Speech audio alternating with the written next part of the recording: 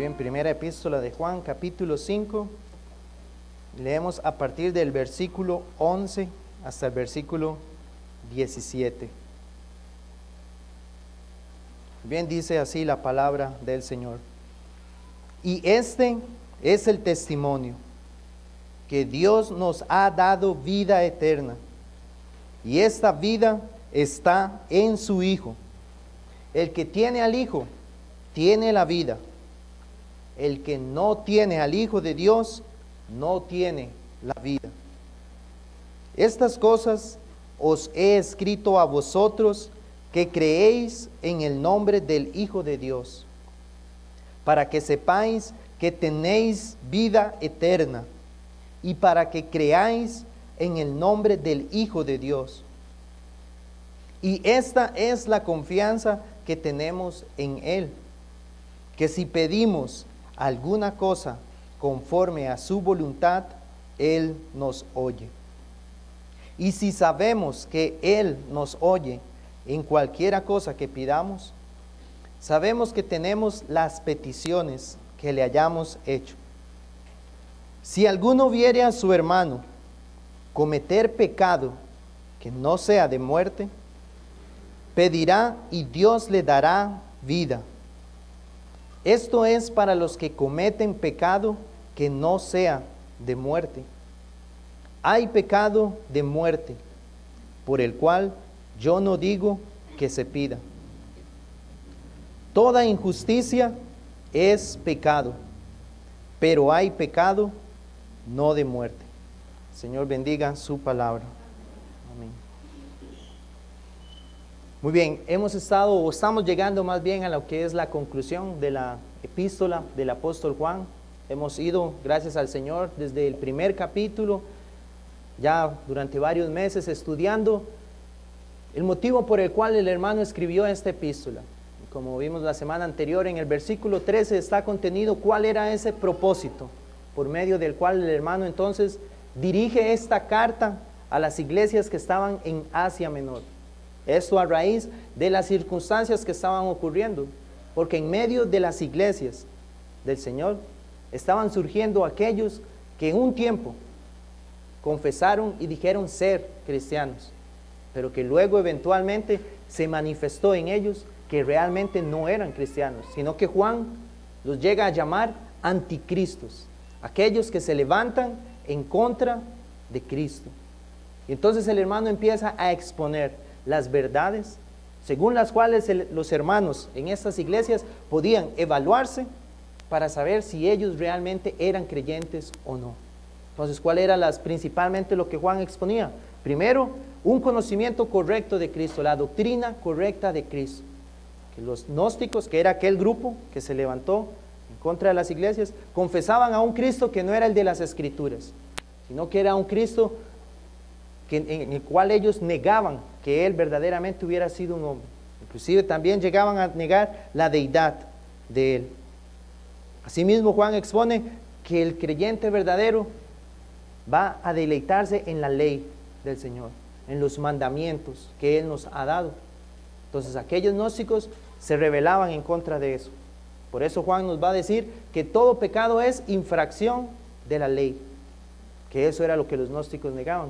Pero el cristiano verdadero, decía Juan, no, ustedes sí obedecen los mandamientos. Y tercero era esa prueba social, ¿cuál? Que los cristianos se amaban unos a otros. Por lo cual entonces vemos que es tan importante el que nosotros estemos unidos a una iglesia, porque ahí es donde vamos a reflejar el amor de Cristo los unos hacia los otros, soportándonos y perdonándonos unos a otros, pero que era precisamente lo que los gnósticos no hacían. Como vamos a estudiar ahora, se levantaban en contra de la iglesia, despreciaban la iglesia del Señor. Pero entonces Juan dice, estas cosas les escribo, dice a ustedes, a vosotros que creéis en el nombre del Hijo de Dios, dice, para que sepáis que tenéis vida eterna. Entonces habíamos visto que sí, nosotros los cristianos, los creyentes, que por la gracia de Dios hemos nacido de nuevo y hemos creído en el Hijo de Dios, podemos tener la seguridad de que nosotros sí tenemos la vida eterna. Esto entendemos que es algo que ocurrió en el pasado cuando el Señor nos salvó, Cada uno de nosotros puede dar testimonio personalmente de ese momento en el cual podemos recordar cuando algo ocurrió en nuestras vidas. Algunos pueden recordar el día exacto de su salvación, el momento en que ocurrió. Otros pueden recordar que fue un periodo en el cual poco a poco el Señor les fue transformando, pero podemos dar evidencia, podemos testificar de lo que un día el Señor en su gracia, por medio de su Espíritu Santo, hizo en nuestras vidas. Y nos hizo nacer de nuevo y nos concedió tener vida en Él. Pero también esta salvación, el tener vida, implica que hoy, en el presente, el Señor nos sigue salvando de nuestros pecados. Es lo que entendemos como la doctrina de la santificación progresiva, en la cual el Señor, hoy, en ese día, nosotros nos vamos a ver expuestos todos a la lucha contra el pecado. Hoy muchos vamos a batallar, ya sea contra la paciencia, más bien la impaciencia, contra la ira, contra el enojo, contra los deseos de los ojos, contra la lujuria. De muchos pecados hoy nos vamos a ver expuestos, pero la salvación del Señor es la que hoy nos liberta también de esos pecados, y con el auxilio de su Espíritu Santo nos ayuda a vencer. Y esa es la salvación que tenemos, porque antes éramos controlados, dominados por el pecado, esclavos del pecado, dice la Escritura. Pero hoy, si tenemos vida, podemos batallar y gracias al Señor tener la victoria. Pero ¿qué es lo que Juan también les ha dicho a los hermanos? Que si cometemos pecado, ¿qué debe hacer el creyente? El que confiesa y se aparta alcanza misericordia. Y nosotros tenemos, dice Juan también, un abogado ante el Padre que intercede por nosotros, a Jesús, a Jesucristo el justo. Entonces, sí, tristemente el cristiano va a pecar, pero eso entendemos que no es el estándar o el estilo de vida del creyente. Hemos visto también que el Señor nos escogió para ser santos y sin mancha delante de Él. Si hoy nuestra vida, si alguien puede decir, yo he creído en Jesús, pero hoy su vida no está reflejando esa santidad del Señor, es necesario que haga lo que dice el apóstol Pablo cuando escribe a la iglesia de los Corintios. Les dice, examínense a ustedes mismos para ver si estáis en la fe. ¿Por qué Pablo les decía esto a los hermanos? Precisamente por todas las situaciones de carnalidad, ¿verdad?, que vemos en la Escritura que estaba ocurriendo en la iglesia en Corinto. Entonces Pablo les dice, bueno, examínense, porque si esa profesión que ustedes dijeron un día en el pasado acerca de Cristo, hoy tiene que reflejarse que es verdadera. Muchos tal vez confían en que en algún momento en el pasado, como tristemente se enseña, ¿verdad?, en muchos lugares, hicieron una oración, y que por esa oración que hicieron hace muchos años atrás, por eso es que son salvos y confían en lo que ocurrió en ese momento una vez en el pasado. Pero lo que Pablo le decía a los hermanos, examínense hoy, en el presente, cómo están viviendo ustedes, porque eso es lo que va a demostrar si esa salvación que ustedes dicen que recibieron es verdadera, porque el cristiano va a perseverar y va a crecer en esa santidad y en ese temor al Señor. Y sabemos que al tener vida, el Señor nos ha prometido que un día nos va a glorificar. Ese es el proceso de la salvación. Fuimos salvos en el pasado cuando creímos, hoy en el presente somos libertados del pecado, y finalmente un día, cuando estemos delante de Él, como Juan ha dicho, cuando lo veamos y nos acerquemos, no avergonzados, sino confiados por la vida que tenemos en el Hijo, seremos libertados de este pecado que la Biblia llama, de este cuerpo que la Biblia llama de la humillación nuestra por el pecado. Entonces eso es lo que Juan quería mostrarle a los hermanos, que sí pueden a la luz de la palabra evaluarse y creer que hoy tienen la vida. Pero hermanos, ¿qué es lo que nosotros debemos siempre recordar? Que nuestra salvación es por lo que el Hijo de Dios hizo. Si lo que vemos hoy, esas evidencias del fruto en nosotros, es por medio de la obra que el Señor Jesús realizó.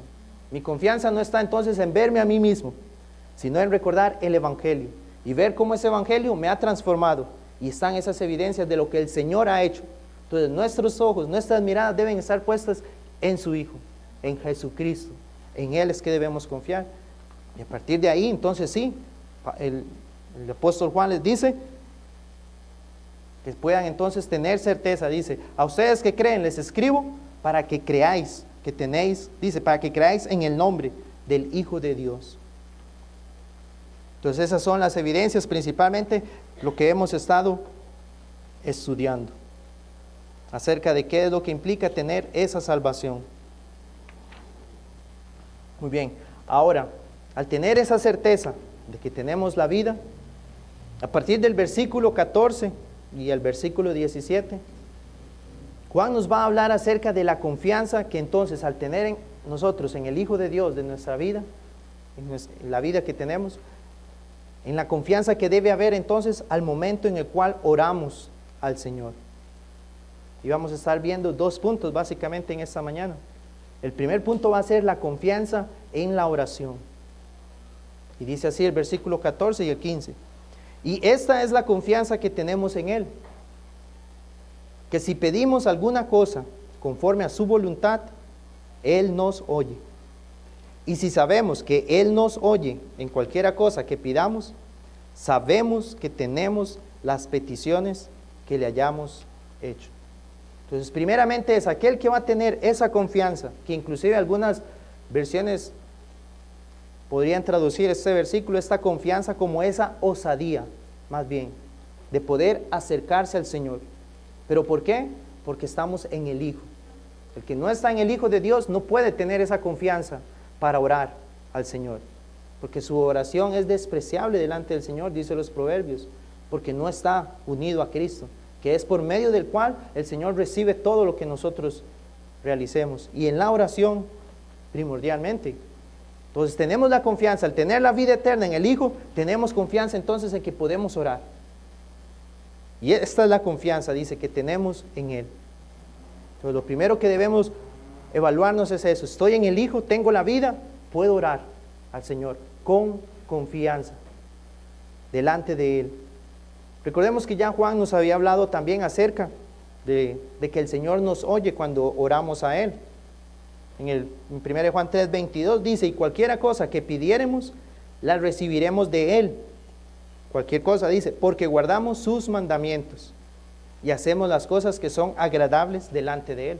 Entonces Juan no está diciendo ahí que porque yo obedezco, guardo sus mandamientos, es que Él me va a oír. No, lo que Juan habíamos visto en su momento era que por causa de lo que el Señor ha hecho en nosotros, que nos ha hecho nacer de nuevos, y que ahora entonces obedecemos sus mandamientos, sabemos que Él nos va a escuchar entonces, porque estamos guardando sus mandamientos por lo que Él ha hecho. Entonces no es como una deuda, ¿verdad?, en la cual yo digo, obedezco esto, el Señor me tiene que oír. No es así, sino que Dios me ha salvado, me deleito en su ley y sé que el Señor me va a escuchar, me va a recibir, pero por lo que Él ha hecho en nosotros. Entonces la evidencia ahí que Juan decía, que Juan exponía en el 3:22, era por guardar sus mandamientos. Pero aquí, en este versículo 14, la confianza que tenemos es porque vamos a pedir conforme a su voluntad. Esa es la confianza. Soy en el Hijo, pido conforme a la voluntad del Señor y Él nos va a escuchar. Eso es lo que Juan quiere decir.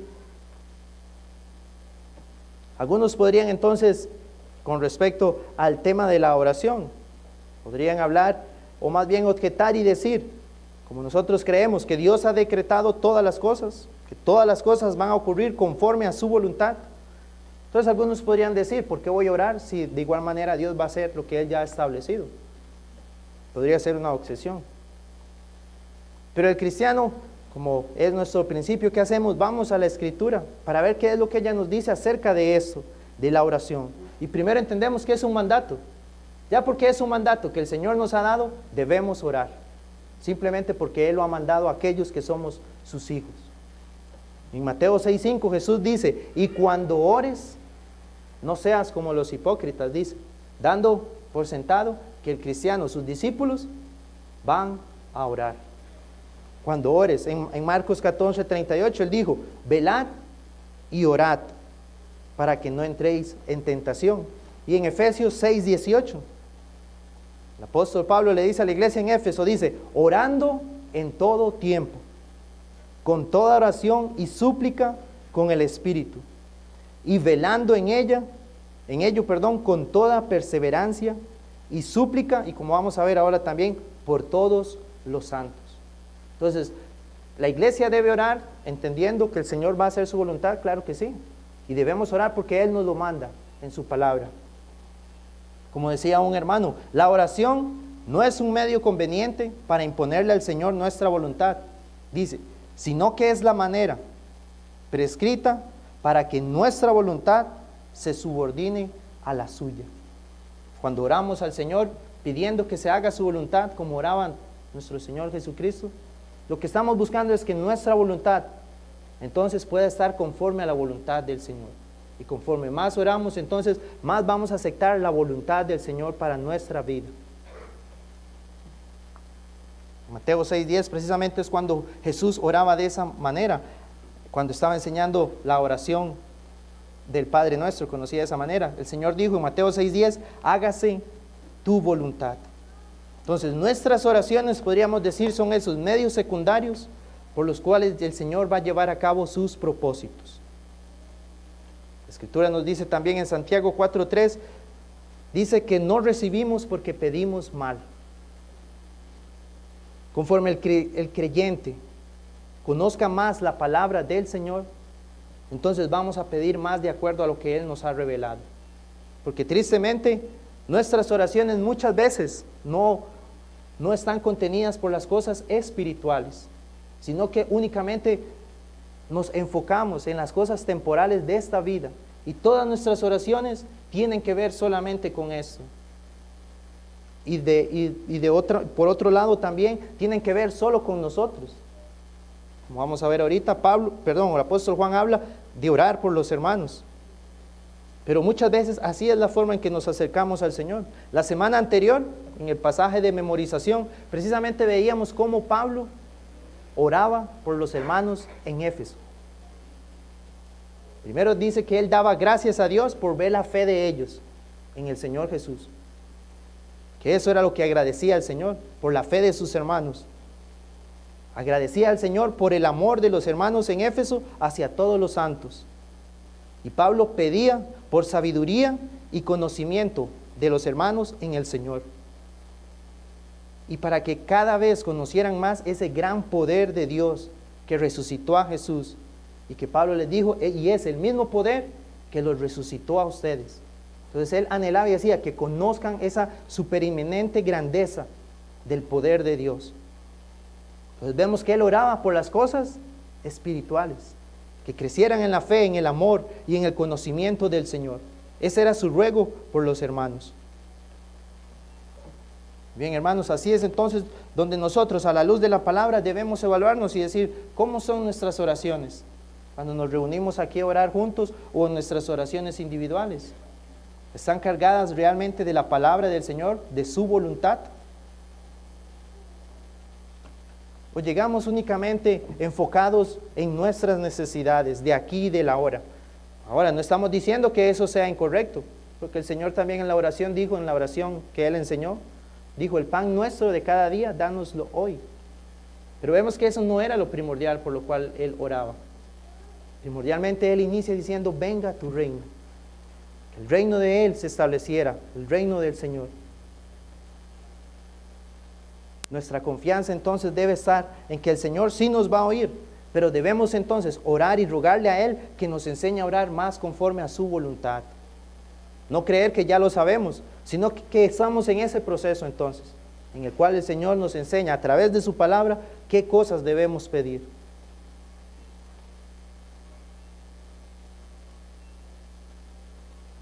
Debemos anhelar entonces las cosas, por ejemplo, que son conforme a su voluntad. Y podríamos aplicarlo hoy a nuestra vida aquí en la iglesia. Con respecto al día del Señor, creemos nosotros que ya tenemos el entendimiento pleno de lo que implica el día del Señor. Más bien nuestra oración debería ser, Señor, concédeme entender cada día más lo que implica el día que te pertenece a ti. Que el Señor nos ayude para que nuestros pensamientos, nuestras conversaciones en ese día estén centrados en su Hijo. Porque fácilmente, hermanos, ocurre que nos desviamos en este día y empezamos tal vez a hacer o hablar de otras cosas que no necesariamente están basadas en Cristo. Pero esa es una oración conforme a la voluntad del Señor, que nos deleitemos en este día. Pero ¿cuánto oramos por eso? Para que el Señor nos haga crecer en ese entendimiento. Porque, como les digo, puede ser que creamos que ya estamos guardando el día del Señor como debe ser. Pero a la luz de la palabra nos entendemos que no es así. Entonces ahí es donde con humildad vamos delante del Señor y pedimos por esas cosas, conforme a la voluntad de Él. Y realmente vamos a pedir por eso, ¿por qué? Porque es algo que anhelamos. No va a ser algo de manera falsa, sino que es algo que el creyente anhela, vivir más conforme a la palabra del Señor. Y cuando la palabra aquí es predicada y es expuesta y vemos cosas en las cuales, por medio de las cuales el Señor nos está exhortando, ¿cuál debe ser nuestra respuesta? Ir en oración al Señor. Y si entendemos, esa es la voluntad de Él para mi vida, Él nos va a escuchar. Pero ¿cuántas veces solamente nos quedamos con el mensaje, pero no oramos por eso? Esperando que haya algún cambio, pero sin clamar al Señor, como si nosotros con nuestras propias fuerzas pudiéramos hacerlo. También para que el Señor nos ayude en medio de la iglesia, porque recordemos lo que estaba ocurriendo aquí en las iglesias en Éfeso, que estaban esos falsos, que los hermanos no podían distinguir hasta que se manifestó y se revelaron. Entonces también esa es una oración, que el Señor guarde a la iglesia aquí en San José, de aquellos que no son del Señor, que puedan estar aquí aparentando, pero que no han conocido a Cristo, y que puedan ser aquellos que más bien se levanten en contra de la iglesia, y vayan, como dijo Pablo, a la iglesia en Éfeso, a perturbar a la iglesia del Señor. Entonces oramos que el Señor, sí, Señor, salve más personas, que use esta iglesia para que el Evangelio siga siendo predicado y que más personas conozcan al Señor, pero que también nos guarde de falsas conversiones, que sí sean aquellas que son de sus ovejas, que se unan a esta iglesia, para que juntos caminemos y glorifiquemos al Señor en nuestra vida y en nuestra vida de iglesia. Podemos pedir asimismo por más amor, tanto hacia la iglesia, hacia los hermanos y hacia la predicación de la palabra. Que el Señor nos haga ser diligentes en cuanto a lo que oímos de la palabra de Él, cuando es predicada.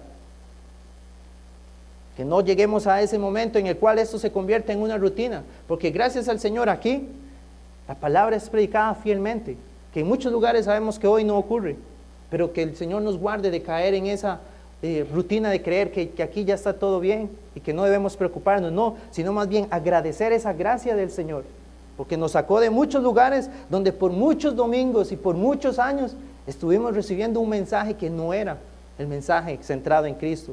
Pero si hoy lo tenemos, entonces rogamos, Señor, ayúdanos para mantenernos fiel, que no llegue ese tiempo como ha ocurrido en muchas iglesias que iniciaron bien, pero ahora han negado la fe.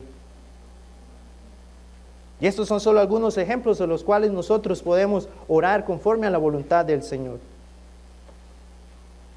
Pero entonces tenemos esa confianza, hermanos, de que Él nos va a oír. Ahora, en el versículo 16 y en el versículo 17, Juan va a hablar específicamente acerca del orar por los hermanos. Y ese es el segundo punto, pedir por los hermanos. El primero era la confianza en la oración y este segundo, pedir por los hermanos. Y el versículo 16 dice así: si alguno viere a su hermano cometer pecado que no sea de muerte, pedirá y Dios le dará vida. Esto es para los que cometen pecado que no sea de muerte. Entonces, primero lo que vemos es que Juan dice, si alguno viere al hermano cometer pecado. Entonces entendemos, y como hemos visto también en la epístola, que el cristiano va a pecar. Dice, si alguno lo ve, porque va a ocurrir, de alguna manera vamos a pecar. Pero ¿cómo es la respuesta de aquellos, de nosotros como iglesia, cuando vemos a un hermano que incurre en pecado? Eso es lo que debemos ver, porque Juan nos va a decir cómo debemos orar por ese hermano.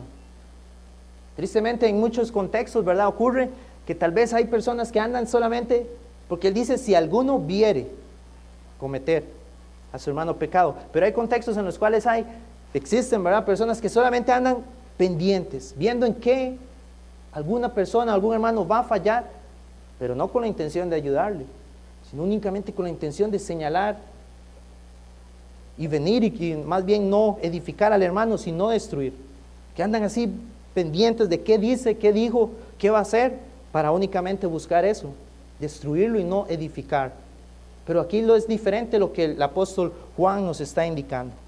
Entonces debemos reconocer que aquí como iglesia del Señor, que está formada por pecadores, que hemos sido redimidos, esa es la diferencia, hemos sido libertados del pecado, pero como hablaba al inicio, aún tenemos esos remanentes de pecado, y que se van a evidenciar en medio nuestro. Van a ser claros. Entonces, ¿qué es lo que vamos a hacer cuando veamos a un hermano que incurre en pecado? Que podemos decir que ha ocurrido en medio nuestro. ¿Qué es lo que usted ha hecho cuando ve a su hermano pecar? ¿Cuál ha sido su actitud? Juan dice, pedirá y Dios le dará vida. En Gálatas 6:1, hablando similar a esto, Pablo le dice a la iglesia en Galacia, le dice, hermanos, si alguno fuere sorprendido en alguna falta, les dice, vosotros que sois espirituales, restauradle. Con espíritu de mansedumbre. Y le dice esto Pablo, considerándote a ti mismo. Dice, no sea que tú también seas tentado. ¿Cuál es la idea entonces? Exactamente, el hermano ha pecado, debo considerarme a mí mismo que si no es por la gracia del Señor, ahí estuviera yo, cometiendo el mismo pecado o aún peor. ¿Cuál va a ser entonces mi actitud hacia ese hermano? ¿Qué es lo que debemos recordar aquí? Como Juan nos ha dicho, al amar y perdonar a los hermanos, ¿qué tenemos presente? El Evangelio, lo que el Señor Jesucristo hizo por nosotros. Hoy vamos a pecar contra el Señor. Tristemente, hermanos, va a ocurrir. ¿Y qué hace el Señor hoy con nosotros? En su gracia, y aquellos que realmente somos de Él, ¿qué nos concede? El perdón. Nos concede su gracia y su misericordia. Nos limpia de nuestros pecados. Entonces, ese es el ejemplo que nosotros debemos seguir y por el cual entonces sí, pedimos al Señor por nuestros hermanos, con mansedumbre, con amor, con misericordia. Juan había hablado también en el capítulo 3 acerca del ejemplo de Caín. Dice, Caín era del maligno y por lo cual no amaba a su hermano. En Génesis 4:9, después de que Caín mató a su hermano Abel, dice así, y Jehová dijo a Caín, ¿dónde está Abel tu hermano? Y él respondió, no sé, ¿soy yo acaso guarda de mi hermano? Obviamente, como dice Juan, él era del maligno. Él acababa de matar a su hermano y no le interesaba a su hermano. ¿Tengo que cuidar yo a mi hermano?, dice él. Claro que no, eso no me corresponde. Pero nosotros no actuamos de esa manera. Sabemos que obviamente cometió un homicidio Abel, pero ¿qué es lo que Juan nos ha dicho? Que aquel que aborrece a su hermano, también eso es un homicidio delante del Señor. Aquel que no ama a su hermano, que lo desprecia, delante de Dios está quebrantando ese mandamiento. ¿Soy yo acaso guarda de mi hermano? Bueno, hermanos, nosotros que formamos parte de esta iglesia que Dios ha establecido aquí, somos guardas los unos de los otros. No podemos despreciar y decir, no me interesa lo que el hermano esté realizando. No, mi actitud es, me voy a preocupar por mi hermano. Por lo cual entonces es cierto, como les decía, no es una actitud de andar buscando para ver en qué está fallando, sino que el Señor nos permita primero tener esa comunión, realmente, que Juan ha hablado también, esa coinonía entre nosotros, una comunión genuina porque tenemos un mismo Padre y un mismo Señor, y eso nos lleva a unirnos. Y en esa comunión entonces es donde vamos a ver que los hermanos, nosotros todos vamos a fallar, pero ahí es donde vamos a reflejar el amor de Cristo. Es cierto, la Biblia nos da pautas de cómo debe ser tratado el pecado, porque no estoy diciendo que se vaya a pecar y que aquí no va a ocurrir nada. No, al ser fieles primero a nuestro Señor, vamos a actuar según lo que su palabra nos dice. Y si un hermano, la palabra es predicada y en su voluntad el Señor le exhorta y le hace ver el error en el que está incurriendo, bueno, gloria al Señor, porque hasta ahí ese es un proceso de la corrección del Señor, donde le está disciplinando entre él y la palabra predicada, y el hermano actúa en humildad y arrepentimiento y se aparta. Pero si el hermano persiste, y ahí es donde aflora, y un hermano se da cuenta, mi hermano se ha descuidado en esto, está fallando al Señor, ¿qué nos dice la palabra en Mateo 18? Ahí es donde debemos ir y conversar con el hermano. Pero como les digo, esto lo hacemos cuando nosotros tenemos esa cercanía unos con otros. Porque qué difícil es que yo no le hable a un hermano y que solamente cuando falló llegar delante de él y acusarle. Debemos entonces primero Que el Señor nos permita crecer en eso. Porque también, como hayamos estudiado, no es algo que en lo cual hoy seamos perfectos, pero es algo en lo que el Señor nos va cada vez haciendo mejores, buscando el conocernos más, amarnos más. Y ahí es donde vamos, cuando el hermano ha pecado y vemos que persiste, voy y lo busco a mi hermano, a solas, él y yo. Nadie más debe saber. No se trata entonces de que yo voy y empiezo a hablarle a otros hermanos de lo que vi que el hermano estaba haciendo. No es eso lo que el Señor nos dice, sino que voy y lo busco, hablo con él, y si el hermano escucha, gloria a Dios, porque hasta ahí llegó la situación. El hermano es restaurado a su servicio al Señor y continuamos juntos. Pero si persiste la situación, ¿qué nos dice? Bueno, busquemos testigos, hermanos maduros en la fe. Hasta ese momento es cuando alguien más se va a enterar. Entonces el Señor permita que hayan hermanos maduros en la iglesia, en la cual decimos, hermanos, quiero que escuchen, que voy a hablar otra vez con mi hermano y que usted sea testigo. Y llegan los testigos solamente a escuchar lo que se les está exhortando. Y gloria a Dios, porque ahí mismo también puede ser donde ya la persona, por la gracia del Señor, vea su pecado, se arrepienta, se aparte, y ahí quedó la situación. Pero hay casos en que va a persistir el pecado. Entonces, ¿qué nos dice la palabra? Tráigalo a la iglesia. Pero veamos que todo este proceso es para restaurar al hermano. En ningún momento lo que buscamos con la disciplina del Señor es destruir a esa persona. Lo que queremos es ganarlo para el Señor, que vuelva, que siga caminando con nosotros. Entonces se trae a la iglesia, ¿y qué es lo que hace la iglesia? Vamos a orar por él, porque queremos que el hermano nuevamente esté junto a nosotros, caminando. Esa es la forma como debemos tratar el pecado bíblicamente. Y si ahí el hermano reacciona, gloria a Dios, porque entonces sí, es confirmado como una oveja del Señor. Pero también, como les decía, oramos, y si es la voluntad del Señor y se revela que esa persona no era del Señor, ¿qué nos manda la palabra? A excomulgar a esa persona. ¿Por qué? Porque ha persistido en ese pecado que, como vamos a ver ahorita, es un pecado de muerte. Porque ha gustado del Evangelio, de las verdades del Señor, pero lo ha rechazado todo y lo ha negado y es entregado entonces a esa mente reprobada, despreciando la voluntad del Señor. Hay muchas cosas por las cuales nosotros podemos ser vigilantes los unos por los otros. Cuando algún hermano vemos que se empieza a ausentar de los cultos por motivos que no son válidos, que empieza constantemente a faltar, ahí es donde estamos vigilantes y escribimos y buscamos al hermano para saber qué está ocurriendo, por qué no viene a adorar juntos. Cuando vamos que cada vez que hablamos con él es un marcado tema nada más de las cosas de este mundo y un afán solamente por las cosas de este mundo, y vemos que tal vez no está hablando de las cosas espirituales, de las cosas del Señor. Vemos que se ausenta precisamente de las oraciones cuando oramos juntos, teniendo las posibilidades de venir y no lo hacen. También cómo reaccionamos cuando un hermano se nos acerca y nos pregunta cómo va nuestra vida devocional, nuestra vida de comunión con el Señor. ¿Nos vamos a molestar o vamos a percibir, el hermano se está preocupando por mi vida? ¿Quiere conocer si estoy perseverando en los medios de gracia? Son cosas en las cuales debemos estar alertas, para cuidarnos unos a otros. Y debe entonces existir una genuina preocupación en nosotros. Pero sabemos que eso es lo que hace la gracia del Señor en nuestros corazones, de amarnos unos a otros y cuidarnos. Entonces Juan dice que esto es para los que cometen, si alguno viere a un hermano que ha cometido pecado, que no sea de muerte. Ahora en el versículo 17 él dice esto: toda injusticia es pecado. Pero como les decía ahora, en Juan 3:4, él ya había dicho, el pecado es infracción de la ley. Y aquí dice, toda injusticia es pecado.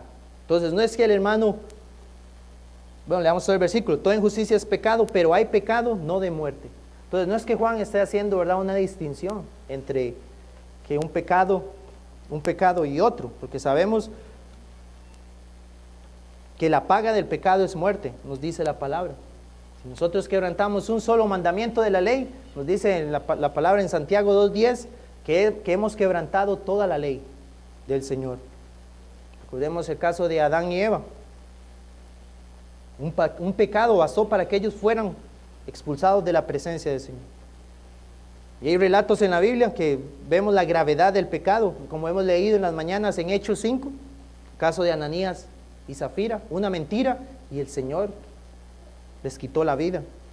Y el caso en 1 Crónicas 13:11 de Usa, cuando no llevaron el arca como Dios lo había establecido, y este hombre, cuando el arca se iba a caer, metió su mano y Dios lo fulminó ahí en ese momento. Entonces el pecado no es algo liviano ante el Señor, ningún pecado. Ahora, lo que Juan nos está indicando es esto.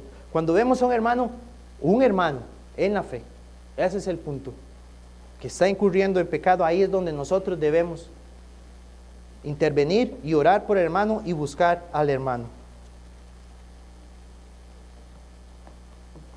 Aún, tenía aquí la nota, aún en Levítico, que también hemos hecho las lecturas en la tarde, que la Biblia nos habla de cuando Levítico 5:17 dice: finalmente, si una persona pecare o hiciere alguna de todas aquellas cosas que por mandamiento de Jehová no se han de hacer, dice, aún sin hacerlo a sabiendas, dice, es culpable y llevará su pecado. Y luego explica, ¿verdad?, toda la ofrenda que debía presentar. Entonces, ¿qué es lo que dice ese pasaje? Que aún podemos pecar por ignorancia, pero es pecado. No hay excusa. Entonces, Juan no está diciendo, ¿verdad?, que haya una diferencia entre un pecado y otro. Pero ahora la gravedad de esto, y es la segunda parte del versículo 16, dice, hay pecado de muerte, por el cual yo no digo que se pida. Entonces estamos hablando de esa muerte espiritual. Eso es lo que Juan, por el contexto, ¿verdad?, lo que venimos hablando, el que tiene al Hijo tiene la vida eterna, pero hay un pecado que es de muerte eterna, muerte espiritual y la condenación. ¿Qué es el pecado de muerte? Podríamos preguntarnos. O tal vez en algún momento, ¿verdad?, cuando hemos leído en la Escritura, que habla de aquel pecado que no será perdonado, dice el Señor, ni en este siglo ni en el venidero. Pero veamos el contexto, recordemos, ¿qué es lo que Juan nos ha estado hablando?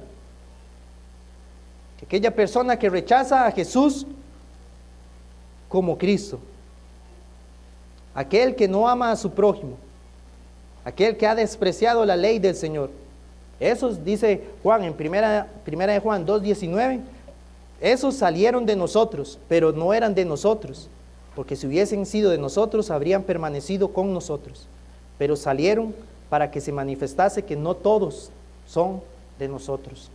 Estos hombres un día amaron a Cristo, amaron su ley y amaron la iglesia, pero dijo Juan, pero salieron. Y se manifestó que no todos eran de nosotros, y ellos son anticristos. Han cometido este pecado, han negado al Hijo de Dios, han negado la obra del Espíritu Santo. El Espíritu Santo es el que como hemos visto, el que da testimonio del Hijo. El Espíritu Santo es el que nos hace nacer de nuevo para amar la ley del Señor. Y el Espíritu Santo es el que derrama su amor en nosotros para amar a la iglesia. Pero aquellos que han gustado de esto y lo desprecian, están cometiendo el pecado de muerte, porque es el único que nos puede salvar, el que aplica la obra del Hijo en nuestra vida. Y veamos qué interesante, porque Juan dice, yo no digo que se pida por eso. No está diciendo, ¿verdad?, que sea un mandato, pero él lo que dice es, no recomiendo orar por esos, porque ellos han negado. Y recordemos que el Señor también una vez dijo, no den las perlas a los cerdos. Y es algo fuerte como el Señor lo habló. Y en Juan 17 el Señor dijo, yo oro no por todos, oro por los que son míos, por los que tú me diste. Estas personas entonces estuvieron un día en la iglesia, gustaron de esa comunión con el pueblo de Dios, decían ser cristianos, decían realmente amar la ley del Señor, que es lo que también dice Hebreos, ¿verdad?, donde dice que gustaban de esto. Pero estos falsos maestros que habla Juan, se levantaron y dirigieron todas sus falsas doctrinas contra la iglesia, contra los creyentes. Buscaban perturbar la comunidad cristiana y demostraban su odio por la iglesia. Y eso es lo que hoy vemos en este tiempo también. Muchos que un día estuvieron en la iglesia, hoy andan participando de desfiles, levantando el puño en contra de lo que un día decían amar. Se expusieron al evangelio pero se demostró que había un desprecio total hacia las cosas del Señor. Salieron para que se manifestase que no todos son de nosotros. Estuvieron en la iglesia, pero no eran realmente creyentes. Ahora, ¿cuál es la advertencia hacia nosotros? Aquellos que puedan estar hoy aquí, ¿cuánto tiempo lleva usted escuchando la palabra del Señor? ¿Y cuál es su actitud hacia la palabra de Dios, hacia el evangelio predicado?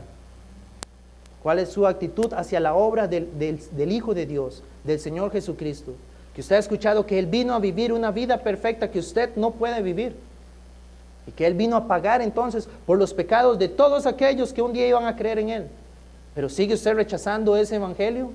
¿Sigue usted viviendo en contra? Si usted hoy, después de escuchar la palabra expuesta aquí, sale y se regocija en el pecado, después de haber oído el evangelio de nuestra salvación, pero su actitud es deleitarse en el pecado y una y otra vez, puede decir que usted ya ha sido entregado